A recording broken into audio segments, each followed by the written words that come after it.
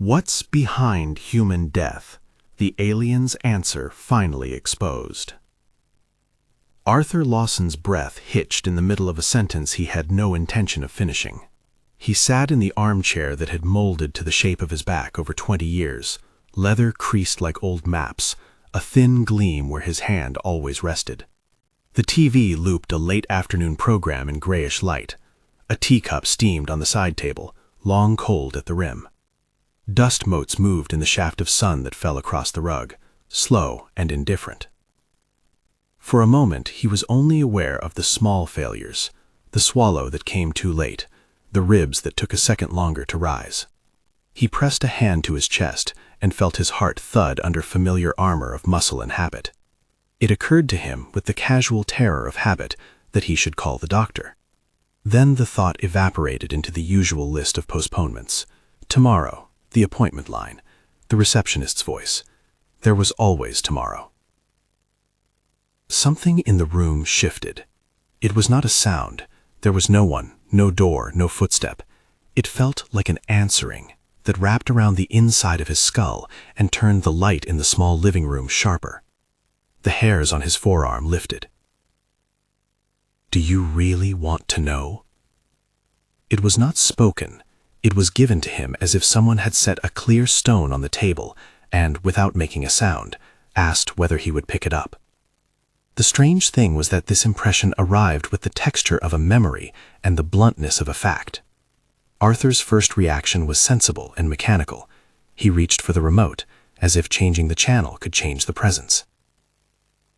He sat very still. The question echoed in the quiet chambers of his chest where grief had been practicing restraint for years. "Do you really want to know?" It touched the place in him that had been compacted by Margaret's absence, the corners where he had folded up longing and tucked it away. He had been asking that question in one form or another since the white linoleum in the hospital corridor had flashed under his shoes. He remembered that night with the clarity of a wound, fluorescent light humming, the antiseptic sting that never quite left his nose, chairs lined like obedient soldiers.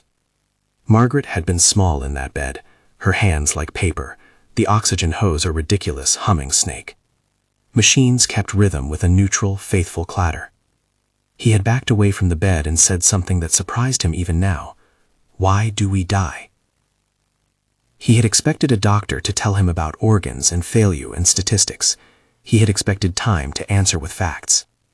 He had not expected the feeling that the building itself had swallowed his question, that the empty corridor had taken it and kept it. Now in his living room, the question came back not as a memory alone, but as a living hinge. He had to decide, then and there, whether he wanted the answer, the way you decide whether to open an old sealed letter. If you want the guide Arthur found, check the pinned comment for the ebook. Subscribe if this is the kind of story you come back for. He had learned to live with the ordinary grief of ordinary days. Meals were clocks he obeyed mechanically. He could tell you the exact pattern of his mornings, the kettle clicking, the sound of the coffee grinding, the way the mug warmed his fingers. Margaret's mugs had always been chipped at the lip. He kept those mugs on a high shelf, more out of ceremony than need. After her funeral, he had sorted the life they shared into neat piles. Clothing, letters, taxes, the small shoeboxes of photographs. He retired early, partly because accounting work had become an act of measuring absence rather than presence. His neighbors waved at him with a bone politeness. He would nod and return to the weather and the trivialities. He preferred the texture of routine because it kept the raw edges of his loss from catching. The supermarket was his measured world now.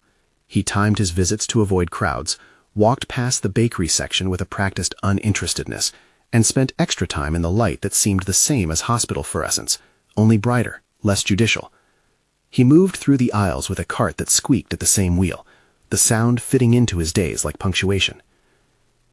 At the checkout, a young cashier asked him if he'd found everything. Her smile was quick, professional. He nodded. "Yes, thank you," he said, the syllables sliding out because that's what one did. The fluorescent lights hummed overhead.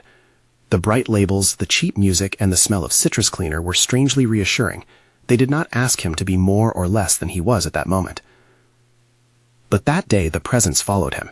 It arrived with the same impossible specificity as before, not as a second voice, but as the certainty that someone else had read the exact weather report inside his breast. While he stood with a pack of tea in his cart, the impression unfolded without words. You have been dying for a long time. Arthur's first honest thought was that grief had shortened his horizons. He had been tending the fact of Margaret's absence like a locked jar, shaking it so the memory would not rot. If he was honest, he had kept himself from living fully to avoid more rupture. That was a human truth he had practiced daily. Keep things small to keep pain contained. When the presence answered him in the aisle, it did not offer a consolation. It was a mirror with cold clarity. You are not only losing someone, it suggested. You have been shrinking yourself in anticipation of loss. You learned to hold back to protect what you loved, but the protection turned into a gradual absence. You asked why you die. Perhaps you meant why you stop living. He bristled. How could something, whoever it was, know the private mathematics of his retreat? He tried to imagine a psychologist, some new age self-help line, a trick of loneliness. He pushed his cart forward as if pushing the idea away. The presence waited. That night he did not sleep. Instead he sat with the tea cooling in the same cup, the rim collecting a faint bitter scum. He auditioned every possible explanation: stress, medication, the side effect of a drug for blood pressure he barely remembered taking, the beginning of a disease that had taken so many of his peers. He could imagine doctors with kind faces and charts. He could imagine the simple, clean word anxiety. He even permitted himself to imagine that grief had become a kind of brain leak that produced phantom questions. But in the waking hours between midnight and dawn, the room would not stay quiet.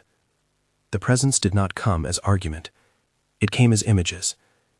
An economy of impressions so razor-clear they were almost tactile. Once he smelled the faint scent of coffee brewing in a kitchen he had not seen for 30 years, and he knew as clearly as if someone had told him that Margaret had chosen to laugh at a joke she had already made to keep him from standing outside the door.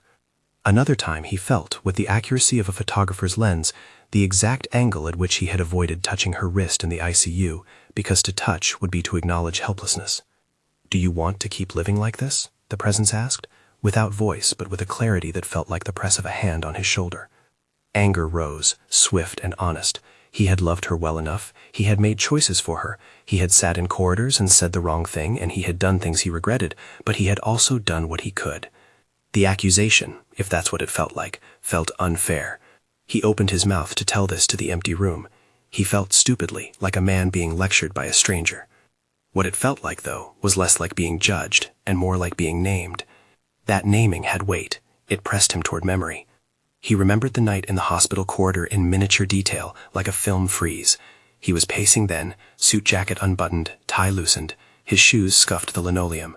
Machines hissed through the door at Margaret's bedside. He had not been able to find a priest, or perhaps he had, but the words were thin. He had groped for answers in the wrong places and landed in the wrong grammar of grief. "Why do we die?" he had whispered, more from disbelief than hope. The presence answered, not by speaking, but by unspooling the scene in him as if it were a film he had been watching from the wrong seat. He felt the impossibility of it, how small he had felt, how inadequate words had been, and he felt now the weight of all the ways he had protected himself afterward. He had not died in the biochemical sense. He had, the presence suggested, been dying inwardly, letting smallness and caution occupy the space where risk and delight might have been. Arthur swore under his breath. "That's not true," he said to the air. "I loved her." The answer, when it came that time, wasn't contemptuous. It felt as though a map spread itself over a table and a pointer indicated the tiny places he had chosen to fold himself away. You loved her by holding on, the presence indicated, by trying to keep her safe, by asking questions of death rather than of life. You mistook guarding for saving. He wanted an explanation, a theory that would cleanly sit across the experience and make it reasonable. Instead, the presence offered him a model that was quieter, but somehow more unnerving. It was not a lecture about souls, nor a sermon about sins. It suggested that the human arrangement might be different from his assumptions, not born, then living, then simply ending, but rather a kind of voluntary forgetting and re-remembering. Bodies were vehicles. Consciousness existed in some larger arrangement. Mortality, in that frame, was a kind of door. Arthur recoiled. He was a man who had reconciled numbers and balances for decades. Things had to add up. A metaphor was not enough to balance the ledger of his grief. But the way the image came, the suggestion that beings might choose limitation to deeply know the shape of a particular life, told him something he could not easily dismiss. It sounded like comfort. It also sounded like a provocation. He tried to push the presence into categories: alien, angel, hallucination, memory. The word alien made him think of terrible sci-fi nights, of popping artificial onions of neon and cables. None of that fit the tone of what he felt. It was calm, almost clinical in its compassion. But the presence was not human in shape. It did not arrange itself in bones and skin, not in the way consciousnesses he recognized did. If he had to name it by the barest available word, alien intelligence, an intelligence that did not occupy bone and skin the way humans do, felt less sensational and more precise. It was a mind that did not require eyes to look. Once, in the quiet between one heartbeat and the one after, a single very clear phrase unrolled in him, thin as an outline: "You were never born, and you will never die." It sat in his chest like a warm and dangerous truth. He wanted to hate it. He wanted to attribute it to delirium, to the loneliness that underpinned his life now. He had been a man of figures. He had watched entire spreadsheets collapse under human error. He knew grief could cause the brain to perform miracles and tricks. Yet the phrase was not merely comforting. It was a lens that rearranged things. He imagined a scientist, one who would smile at this and translate it into synapses and neurotransmitters. He imagined a pastor who would find in it a theology and fold it into doctrine. He imagined being offered a pamphlet and asked to sign. Instead, what he got was the quiet of his small room, softened by the presence's attention. It did not demand assent. It offered an experience, a reveal through image and feeling. "You forget," it said, "because to come fully into a narrow life, you must forget what else you are. You shout into the corridor because you wish to know the end of the play, but the end is only a return to a wider view." That was all image and metaphor. It could be a hallucination crafted by his psyche to keep him company. But as an image, it had the clarity of a diagram he could trace with his fingers. He imagined memory like a lace curtain, delicate, layered, and seeing that the holes were not accidents but deliberate gaps. People stepped into life and closed the curtain behind them to make the scene authentic. He breathed. The tea had gone cold. He wanted to move, to stand as if to show himself his own vitality. Instead, he found the remote and turned the television off. Silence stretched. It was not empty. It bristled. The next morning, he stopped by the clinic. He had the form of someone seeking medical reassurance. Blood pressure check, a nurse's small talk, the clinical smell of antiseptic mixed with old magazines. The doctor glanced at his chart, measured his pulse, asked about breathlessness and chest pain. The numbers were within acceptable ranges.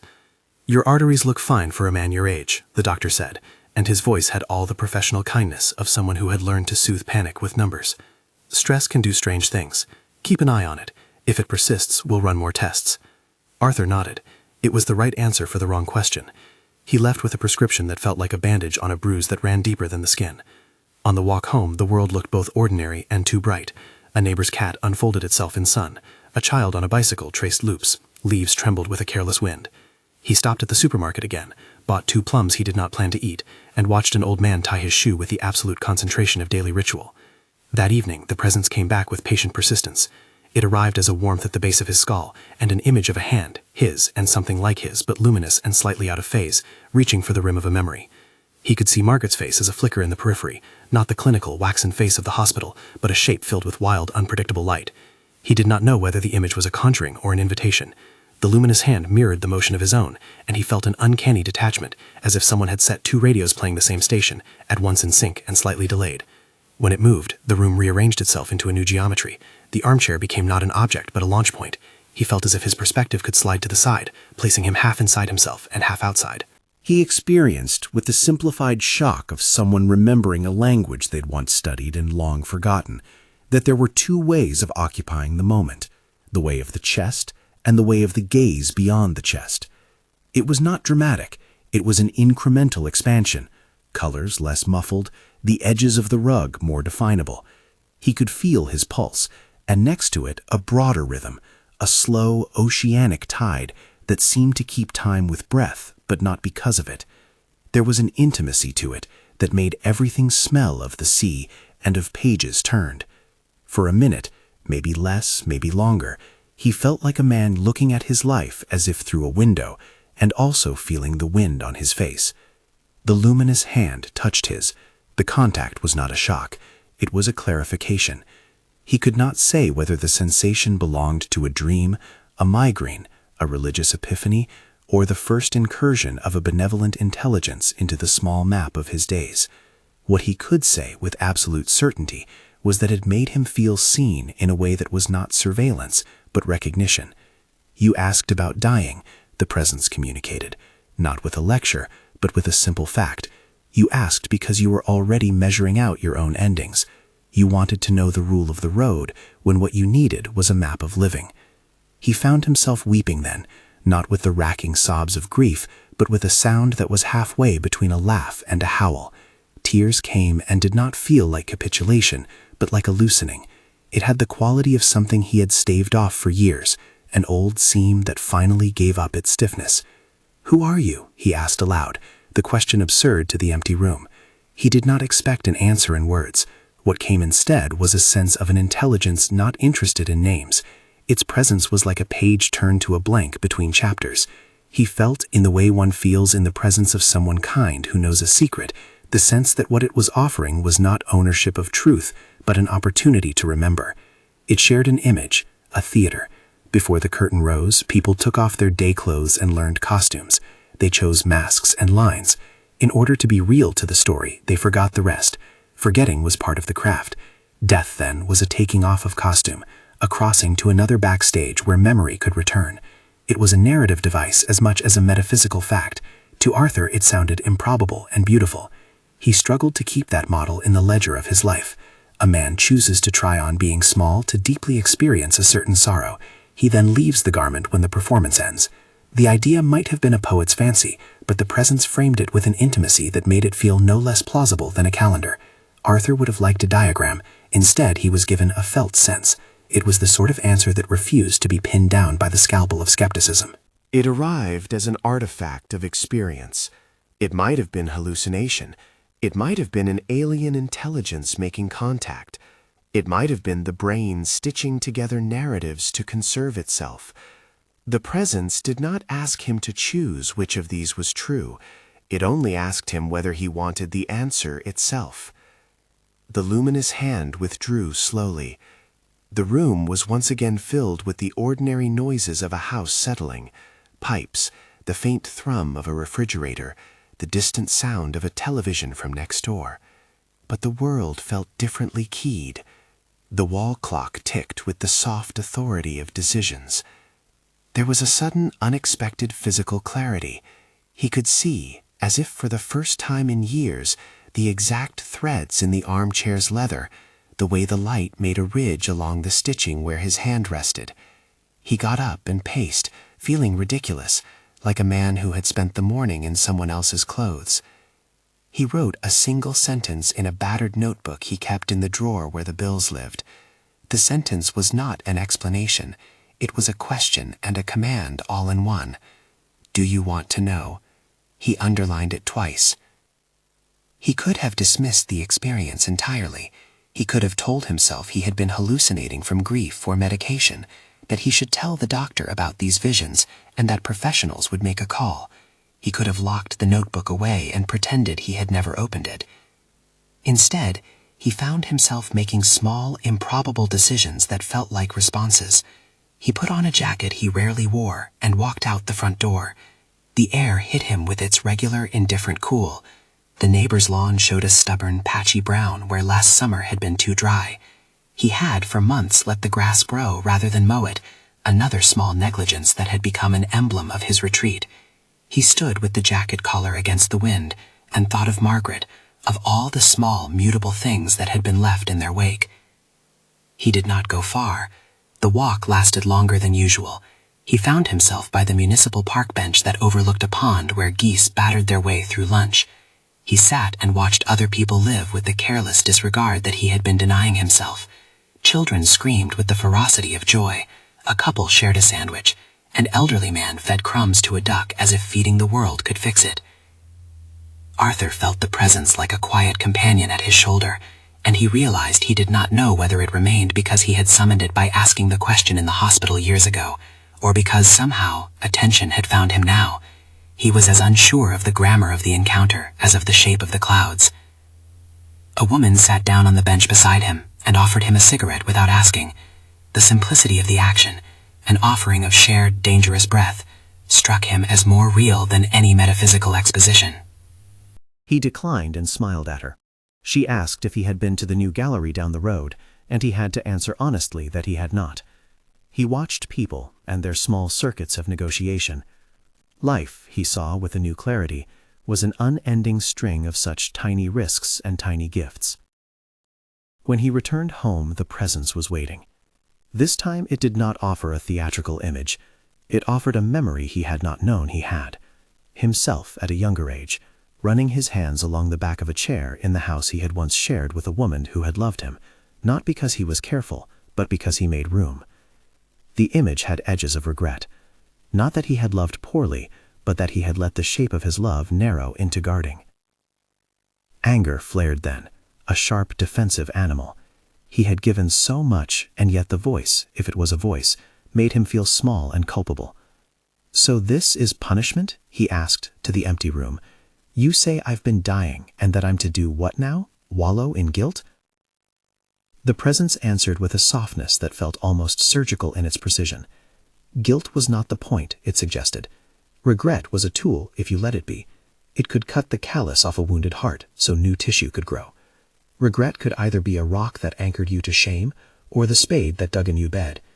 The question it put to him was not one of blame, but of use. Now that you have seen the pattern, what will you do?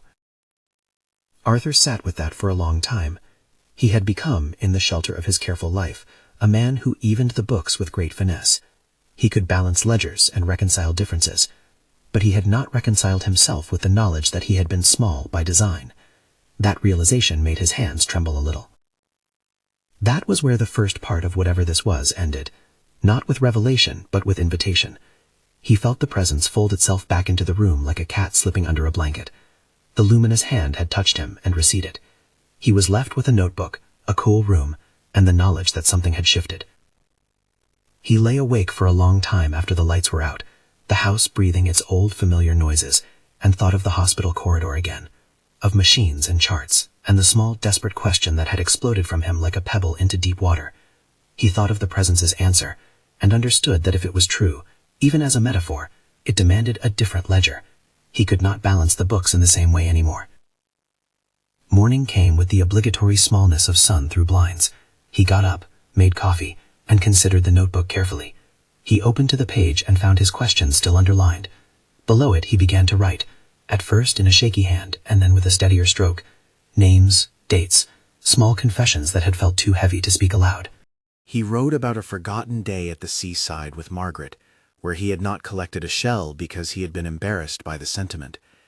He wrote about a time he had not answered a call because the conversation threatened to become too intimate.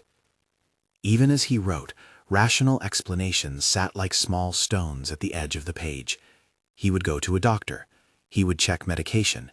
He would tell no one, perhaps, because who would believe an elderly widower who claimed to have been touched by an intelligence that spoke without words? Still, he wrote, and the act of writing felt like a small reclamation, a practice of remembering. The presence returned later that afternoon, not to lecture, but to show him a corridor of choices. Each doorway in that corridor was a life he might have lived, had he not folded himself away. One opening had Margaret in it, alive and laughing. Another had him at a pottery wheel, caked in clay and producing something imperfect and beautiful. Another had him standing at the edge of a high hill, wind in his hair, watching storms gather. They were not commands, they were possibilities. You can pick one, it suggested, or you can keep all of them and carry them like postcards, to be read at different times. The choice belonged to him. The thought that someone or something attached to the word alien could present desire without coercion unsettled and thrilled him. He reached out on a sudden impulse and touched the rim of the notebook where the ink was wet. The line, "Do you want to know?" blurred slightly under his finger. The answer, he now understood, would not be given to him like a weather report. It would be learned the way a language was learned, by practicing the strange sounds until they belonged to you. The luminous hand came again, and this time it pressed not so much on him as into him, as if cupping a fragile object. Images streamed. A line of people choosing a single street with different shoes. A child learning to ride a bicycle and falling and getting up. A man deciding finally to mow his lawn even though the grass was sparse and the effort small. Arthur understood then that the presence had not come to return his wife. It had come to confront him with a fact he had been avoiding, his complicity in the small death of his own attentions. It had not absolved him, and it had not condemned him. It had given him, in a kind of quiet way, the blueprint of a different life. He did not know whether it would last. He did not know whether later he would sit in an office and hear a doctor give him a label, or whether the neighbors would gossip about how odd he had become. He knew only that the felt quality of things had changed, the color of the tea, the weight of the chair, the willingness to name things aloud. It was at that fragile moment, between the presence's touch and the ordinary hum of the house coming back, that something else happened. The luminous hand moved, and the world seemed to open in an unexpected way.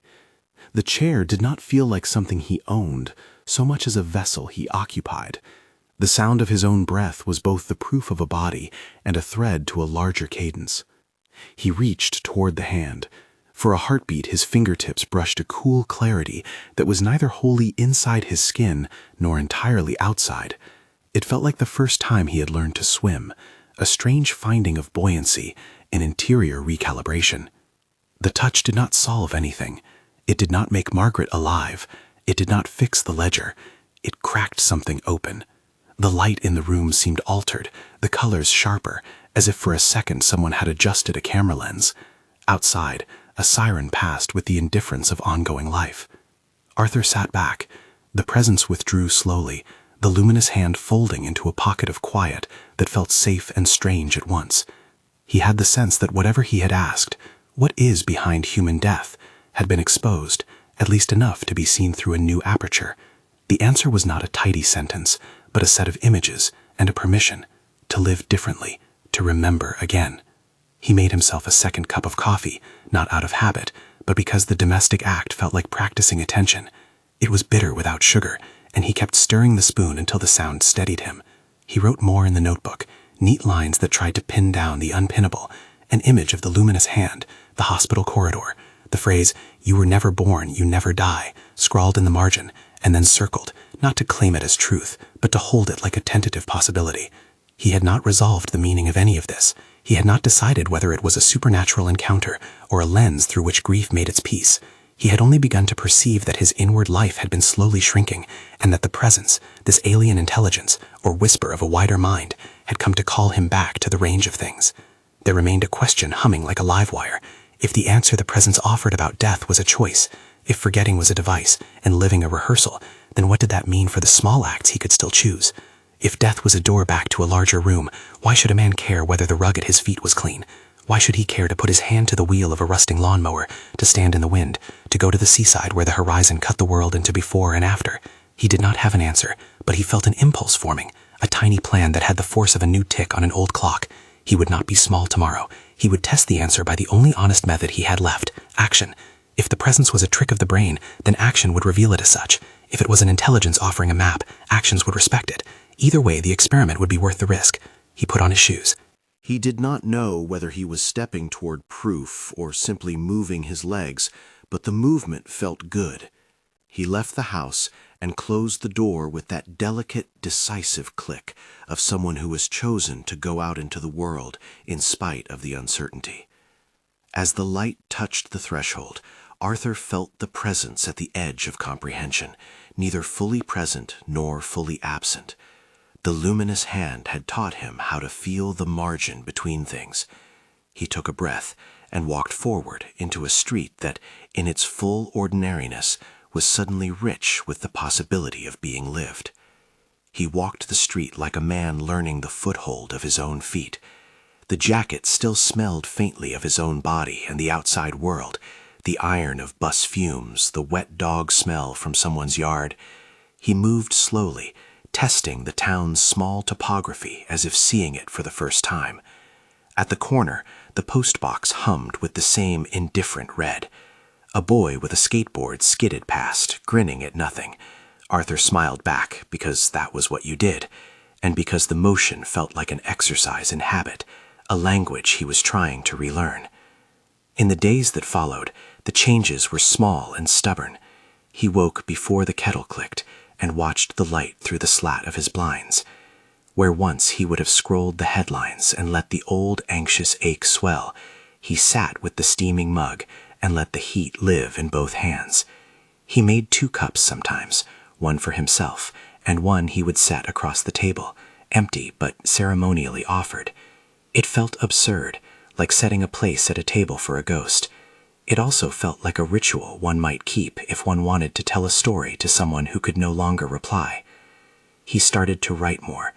The notebook, thin, ragged at the corners, filled with a cautious script, lists of small aims, 2 lines of memory, a few sentences of apology, a curt sentence of gratitude. He wrote about Margaret in particulars he had not voiced to anyone, the way she tied her hair before going into the garden, the way she hummed tunelessly while watering the geraniums. The act of writing was not confession so much as excavation. Each line loosened something that had become stiff with being unspoken. At the supermarket, the young cashier recognized him, and with the quick courtesy of the employed, began the small ritual again. "Did you find everything today, Mr. Lawson?" The words had once slid off him like oil. Now he paused and said, without thinking, "I'm trying to." The exchange was awkward and human in a way that felt newly real. She offered a smile that suggested she understood nothing, and perhaps everything. His neighbor, Mrs. Collins, brought over a pie one afternoon because her husband had died 10 years before, and there are rules to such things. They sat on his sagging sofa and ate a slice, chewing slowly, and exchanged details about mending the fence and the council's new recycling schedule. She asked if he would like help with the hedge. He accepted. The hedge became his first modest project. Mowing and trimming and bending to the work taught his hands a language his mind had misplaced. He found the exertion steadied the tremble at his chest, and that the smell of cut grass felt like a small rite of repair. He told no one about the more unlikely things. He did not tell the doctor that the presence was an intelligence that had shown him living like a theater, that forgetting was sometimes deliberate. He did not tell the cashier that a luminous hand, somewhere between perception and dream, had touched him and made the edges of things clearer. Medical appointments remained functional boxes in his calendar, blood pressure checks, a friendly nurse who warned about the dangers of carbohydrates. The doctor's recommendations were sensible: exercise, routine, a sleep study perhaps. Arthur complied as a responsible man of numbers should, but he carried another ledger now, one of attention and small experiments. There were skeptics in him, of course. He kept the skeptic close enough to measure the truth of what he felt. There were nights when he would stay up late and imagine explanations, palpable, elegant, demystifying. Perhaps grief had rewired the chemistry of his days. Perhaps sleep deprivation conjured an inner dramatist. Perhaps the sudden clarity was a brain tremor, nothing more than a mind in the slow collapse of age, stitching up its seams with narrative. It was always possible. The presence, when it came, did not erase those possibilities. It simply offered images and a tone so matter-of-fact he could not simply dismiss them as sweet fancies. When the presence reappeared, it did so differently. There was no warm pressure this time, no immediate sense of a hand. Instead, there was a corridor of scent and light, rosemary and ocean air, and a sequence of images like postcards from a life he might choose. They were precise: a studio where his hands were caked in clay, a room full of people whose laughter rubbed against something in his chest, a long road he walked with a small pack, not because he needed to escape, but because he wanted to see how far his feet could go. They were not commands. They were invitations arranged with the same patience a teacher uses to set out exercise books. If the first visit had been accusation and mirror, the second felt like a syllabus. The intelligence, he kept calling it the alien in his private half-joke, because names throw the right distance between things, presented the mechanism in something like a demonstration. The feel of forgetting was shown rather than told. A crowd of actors rehearsing a scene, each one taught to forget the lines of their life beyond the stage while they commit to the role. The alien conveyed the implication without demanding assent. What you call death may be the curtain falling on a role you once agreed to play. Arthur protested in thought. Why would anyone choose to forget? He asked the empty room, because asking rarely costs anything. The answer came not as voice, but as a sequence of images. Children learning to walk and falling, a couple learning the delicate economy of living together, a man choosing a small garden over the sea because the smallness allowed for intimacy. Choice, the alien suggested, needs forgetting as a stage dressing. Without it, the play would not read as real. The clarity stunned him because it made grief more complicated and therefore more bearable. If forgetting could be a design, then the sorrow that had strangled him might be a consequence of the craft, not a proof of cosmic cruelty. The idea did not erase sorrow. It reframed it, giving him a new geography to inhabit. His grief was the residue of a role played, and now open to reevaluation. He took more walks. He went to a small gallery downtown, and for the first time in years, stood before a painting and let it act on him rather than ticking it off as a cultural obligation. The painting was a coastal scene. It might as well have been the North Sea, and the artist had left the horizon unfixed enough that one could step through it. Standing before it, Arthur felt the presence at the edge of his sense again, like a patient companion who had learned to wait. He thought of Margaret's hands and the careful way she kept the houseplants alive. He thought of the hospital corridor and the way fluorescent light can make the world look as if it's being edited in real time. There was a confrontation that came not from outside but from within. One morning, while he was clearing the hedge, his right knee buckled and the world tilted. He fell against the grass, his palms scraping, a bright pain passing through his head that seemed to clear the fog as if a window had been wiped clean. The fall was small, the embarrassment larger. He had in recent weeks felt the want to resume the small habits that had sheltered him, cursorily living in a safe, limited orbit. In that tiny, painful moment on the grass, he realized how easy it would be to slip back into old habits. He could close the notebook and never open it again. He could tuck away the experience as an oddity and continue measuring life in months and billfolds. He lay back on the trimmed lawn and watched the clouds, and a question rose so immediate he could have wept. What if this nudge toward life was just a merciful trick and the real world was cold and indifferent? The present answered, but not with absolution. Try for a while, it seemed to say, in the tenor of experience. Test the suggestion. See what happens if you place your hand where you have not. So he did. He called a neighbor's grandson and offered to help with small errands. He joined a community garden on a whim and planted a row of beans that climbed like an earnest idea. He wrote in the notebook a letter to no one and then folded it into an envelope and put it in his coat pocket. The acts were modest and they were stubborn, like the way moss will persist around a stone despite the sun. Word of Arthur's small change traveled among those who keep track of neighbors. Mrs. Collins remarked on the neatness of his hedge. The young cashier at the supermarket said he seemed brighter and asked whether he had been to the singing group in the hall around the corner. Arthur fended off the invitation and then, 2 weeks later, went, because the idea of sitting among other voices felt like a practice in being seen. He didn't sing much. He sang in the way a man hums in the shower, but he listened, and listening had become a skill he wanted to shape. There were also harder moments. The presence's counsel sometimes felt like salt on a wound. In a clear memory that rose up like a photograph, he held the idea of a conversation he had never had, an apology to Margaret for the small harshness of his tone in the last weeks before she went. That self-reproach had been a heavy stone in his pocket. He could imagine time travel in a mathematical sense, replay and fix, and that imagining was a cruelty. The alien did not offer him a time machine. Instead, it offered a practice. Make an offering in the world now that honors what you omitted then. So he wrote a letter. The letter was messy and full of the sort of banal things that make love human. Thank you for the chipped mugs, for the way you swept crumbs into your hand instead of the dustpan, for the time you read the terrible novel to the end because I'd started it. He admitted clumsily the moments he had been too cautious. He folded the paper and walked toward the sea. The beach that afternoon was the one he had visited in the dream, the one whose horizon had slung itself like a seam across the world. The wind bit at his face, and gulls darted in rhythms that mocked his careful timing. He sat on the wet sand and read the letter aloud. The sound of his voice was stranger than he remembered, older and yet precise, like a bell. He did not try to speak for Margaret, nor claim that she was listening. He read because the act felt like a public statement of intent. When he finished, he folded the paper and put it into the pocket where he kept the small finds of his day, a stone, a receipt, a scrap of ribbon. He felt something then that could be described in many ways. Relief, yes, also a lightening, an honest smallness that carried no need to be grand. He left the letter where the tide might find it, or the wind might not. That was the point. He had practiced acknowledging what he had not, and the world had not obliged him to be less human for it. The presence was there again, as if it had been waiting for the letter. It did not deliver a speech. Instead, a slender image arrived, a string of lives, people choosing and forgetting, later returning, and the suggestion that what he called wasting was part of a larger weave. We do not erase you, the alien conveyed, with a kind of courteous certainty. We fold your chapters back into the library. What matters is what you make while you write them.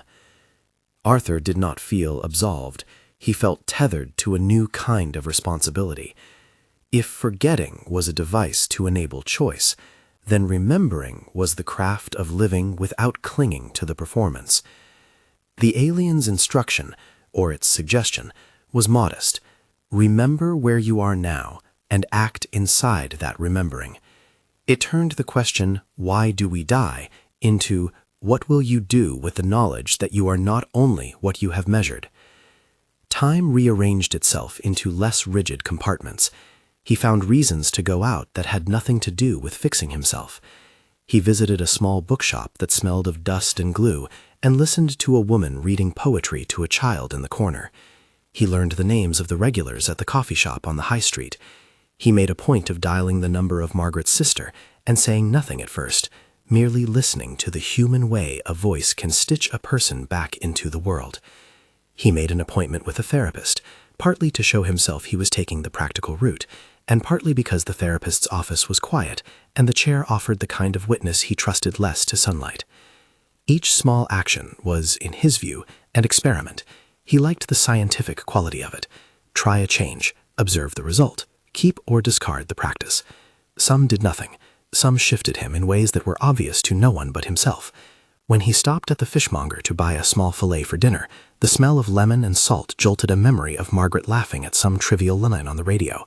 He stayed for a long time in the present, savoring the echo of her laugh rather than letting it become a hollow. The alien's presence, in later visits, grew less about delivering doctrine and more about calibrating angle. Once, in a moment of impatience, he had become uncharacteristically impatient with a volunteer at the community garden who misplanted the seedlings. He felt the presence's attention as if someone had turned the light briefly on the margin of his irritation. The image that followed was sharp: a child trying to stack blocks that collapsed, a woman offering a hand, an old man choosing not to tidy a garden because the disorder allowed for small surprises. The suggestion was not punishment, it was a prompt. Your old habit of protecting has become a strategy for avoiding the mess of living. That confrontation stung in the elder part of him that wanted to be right. He had, after all, been careful with the world. He had believed his care to be the highest currency of love. But the presence suggested a different scale. Protection can calcify into avoidance. Love sometimes looks like risk. That realization threw him into an uncomfortable honesty. He said as much aloud in his kitchen, the room empty except for a moth trapped against the windowpane and the kettle's quiet betrayal. He admitted his fear of losing another person, fear of letting his interior life become too big for his narrow frame. The alien's response was less explanation than practice. It sent him the image of a threshold one crosses not in a single heroic leap, but in the daily choice of small things: making a phone call, planting a bean, attending a noisy choir, offering a seat on a bus. These were not cosmic steps. They were instead the stitches that kept the larger garment from fraying. One afternoon, clear and bright, the little experiments accumulated into a more public step. The community center held a remembrance afternoon for those who had lost partners within the last year. Arthur almost did not go, fear again, but he found the courage to walk in. The room smelled of boiled coffee and old varnish. People sat in groups and talked with the uneven cadence of the bereaved who still mistrust the sound of their own voice. He listened to each small story, each crack of a sentence where the hurt showed through. He said nothing much. Mostly he sat, a witness in the oldest sense of the word. Toward the end, a woman stood and asked whether anyone had advice for living with the empty chair. People offered benign things: exercise, social clubs, a new hobby. An old man suggested, with wryness, that the solution might be not to fill the chair, but to get a new one entirely. Arthur found himself standing, not because he had to speak, but because a small weight in his chest had changed shape. He told a few things about Margaret, about the chipped mugs, and about the commonplace mercy of a garden. He said, haltingly, that he had experienced something strange, something that had shown him forgetting as a device and living as a practice. He did not use the word alien in public. It would have seemed grotesque to translate an interior event into a label for conversation. He spoke about presence and permission, about the small experiments he had tried. People listened like children do when the story matters. A woman in the corner touched his hand and said simply, "That's bravery." He was startled. He had not thought of it as brave. He had thought of it as the only reasonable next step, but to someone who had been sitting very still and very afraid, His steps might indeed look like small acts of courage. The change did not end the feeling of grief. It softened the edges and changed the way he oriented to them. There were mornings when tears came and he could not say at whom they were aimed. Some days aimed at an absence, some days at an imagined future he feared. He gave himself permission to feel both. He learned, poorly at first and then with increasing tenderness, how to hold sorrow and gratitude in the same hand. The alien's message, that the human condition might involve a chosen forgetting, no more solved sorrow than knowing the mechanics of a clock makes the time less real, but it made his sorrow intelligible in a way that allowed him to act. There arrived, after months of small experiments, a test of sorts that the world set without understanding it was testing him. Mrs. Collins called one wet evening to say that her son had been taken ill, and asked whether Arthur could watch the houseplants and the radio for a fortnight. He agreed with an immediate, non-strategic generosity that surprised even him. The fortnight was more work than he had suspected, punctuated by early mornings and unfamiliar bills. Yet filling someone else's brief vacancy in their domestic world tightened and clarified some part of him. He found himself seeing that the smallness he had cherished was a misreading. Small things were not denials of life, but ways to practice presence. On the 14th day, while watering Mrs. Collins's sagging ficus, he felt the presence move through him like a weather change. There was a swift, crystalline image, a line of people, children, old men, lovers, moving through a corridor of doors, each door opening on a life of certain pain and certain pleasure. The alien's impression was like a camera pulling back to reveal a stage with many set pieces. It did not say that death was nothing, or that loss did not hurt. It said something else. The frame in which life and death exist was crafted to allow for intensity. Forgetting, the intelligence suggested, deepens the cost and the meaning of each small moment. Arthur made small, decisive changes after that. He called an old friend he had not spoken to in a decade, and confessed, clumsily and with a stutter of shame, the truth that he had been selfish in ways he had not seen. The conversation was awkward and open-ended. There was no neat resolution, but they both hung up with the sensation of a thread newly knotted. The alien's visits became less theatrical and more like a quiet tutor who checked in occasionally to see whether the student practiced. Once it offered a final image that lingered, a shelf full of books, each book worn from being opened. The intelligence suggested that a life well remembered is like a book that has been read many times, its pages softened, its spine creased. The suggestion felt like a goal worth one's days, to live so that a life might be read with tenderness, rather than found folded and unread. He began to notice small proofs that the inner shift had teeth.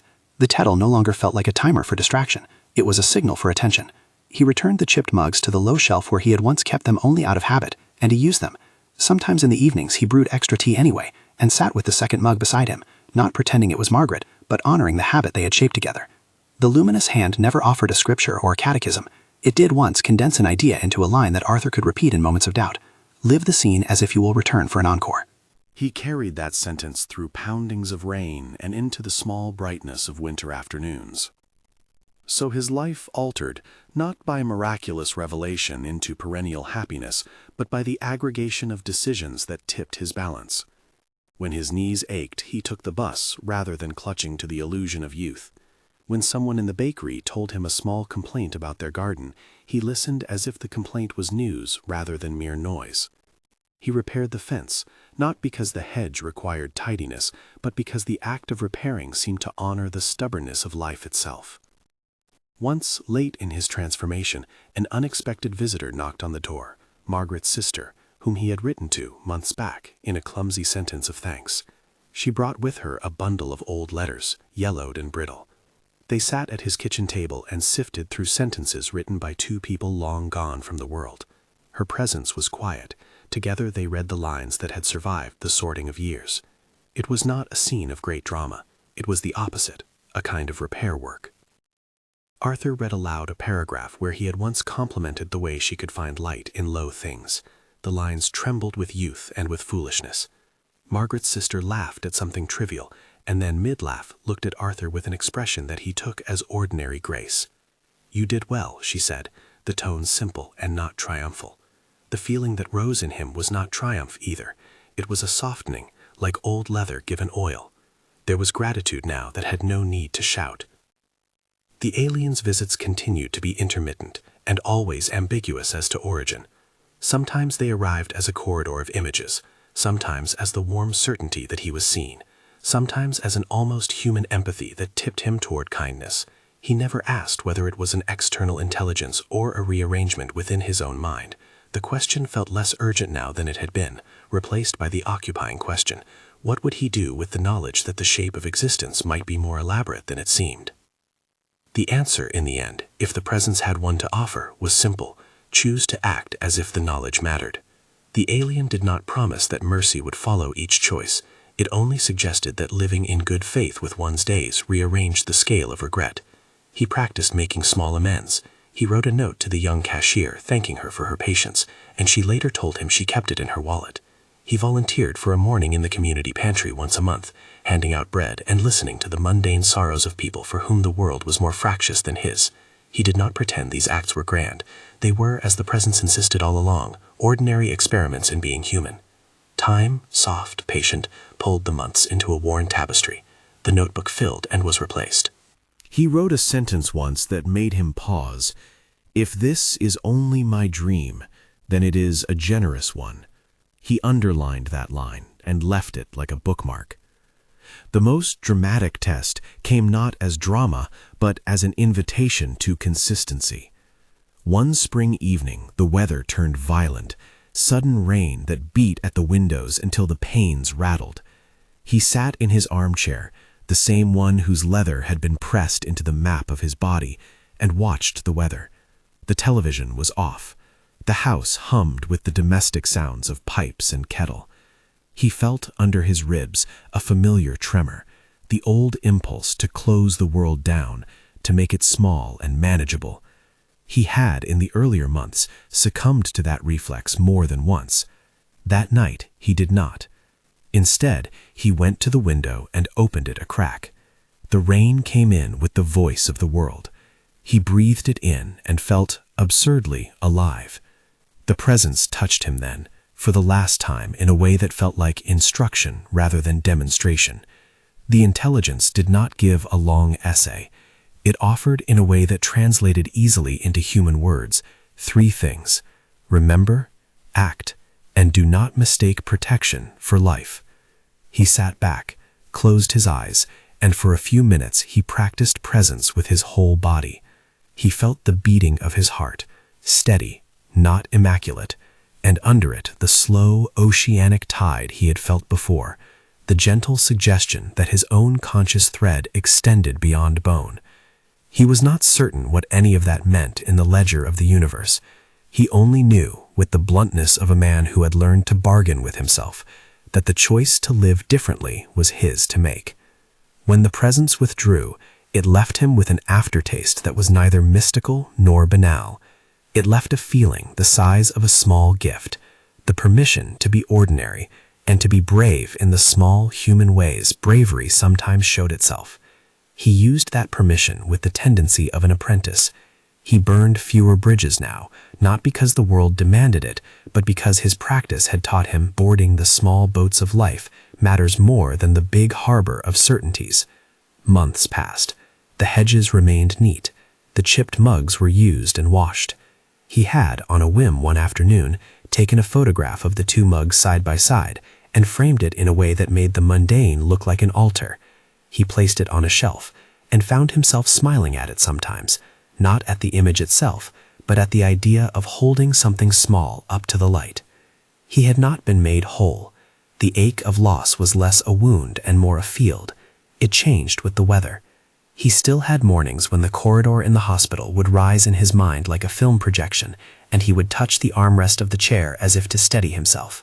But the frequency of those moments diminished, and between them there was room now for other things: a walk to watch the river, a short conversation with the cashier who had become a friend in the halting way small humans find to keep time, a Saturday where he simply sat and brewed 2 cups of tea to practice the posture of offering. On an ordinary autumn day he found his notebook full. The pages held not only sorrow, but also small victories. He made for himself, because old accountants like lists, a brief inventory of what had changed: more walks, visits to the sea, 2 letters written and left by the water, a hedge mended, a garden planted, a series of small kindnesses offered. At the bottom he wrote in a shaky but decisive hand, still not certain. He circled the line because it felt honest.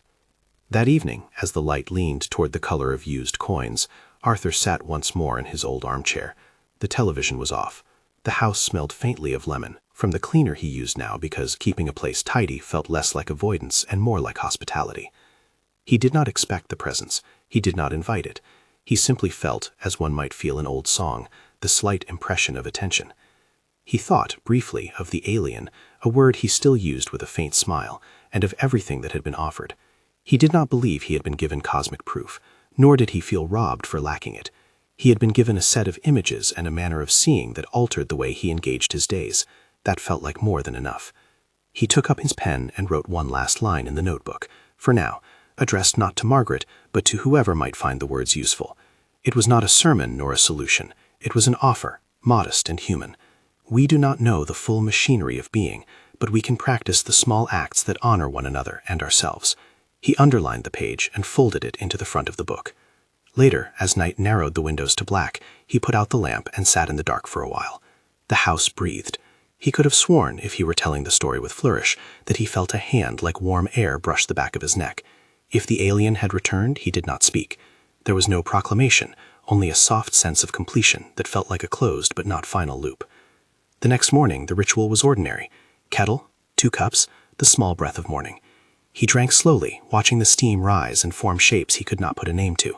He felt, without needing to elaborate, grateful for the smallness that had re-entered his world, for the ridiculous joy of a bean sprout reaching for light, for the quiet of an empty bus, for the way a stranger's good morning can land like a gift. He rose from the chair and walked to the window. Outside, children were heading to school. A man was sweeping leaves with slow determination. Arthur felt the presence of continuity not as an abstract idea, but as a fact you could test by action. He would continue to make small choices. He would continue to write down the days. He would keep a place at the table and sometimes fold another napkin, just in case.